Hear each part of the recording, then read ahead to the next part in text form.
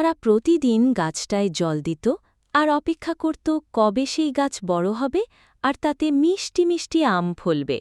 তাদের দুজনেরই বিশ্বাস ছিল একদিন সেই গাছ অনেক বড় হবে। তারা রোজ সকালে উঠে গাছটির চারপাশ পরিষ্কার করত, আলতো করে গাছটির পাতা ছুঁয়ে দেখত আর ফিসফিস করে গাছটির সাথে গল্প করত। তাদের মধ্যে এক গভীর বন্ধুত্ব তৈরি হয়ে গিয়েছিল। এরপর যখনই গরুটি ক্লান্ত হতো সেই গাছটির ছায়ায় বিশ্রাম নিত। শিরুও সেই গাছের নিচে বসে গরুর সাথে খেলা করত আর ঠান্ডা বাতাসের স্পর্শ উপভোগ করত। তাদের দিনগুলো আনন্দে ভরে উঠেছিল। এটি দেখে গরুটি খুব ভয় পেয়ে গেল এবং করুণ দৃষ্টিতে শিরুর দিকে তাকাল।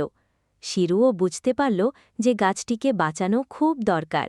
শিরু পুলিশকে বলল যে একজন শিকারী এসে তাদের প্রিয় আমগাছটি কুড়াল দিয়ে কাটছিল। সে পুলিশকে অনুরোধ করল যেন তারা শিকারীটিকে ধরে এবং গাছটিকে রক্ষা করে। তাদের প্রিয় গাছটি রক্ষা পাওয়ায় তারা দুজনেই খুব খুশি হল। তারা একে অপরের সাথে আনন্দে খেলায় মেতে উঠল। কিন্তু তুমি যদি আমার কথাগুলো মন দিয়ে শোনো এবং লাইক আর সাবস্ক্রাইব করে দাও, তাহলে শিরু আর তার গরু খুব খুশি হবে এবং তাদের কান্নাও থেমে যাবে।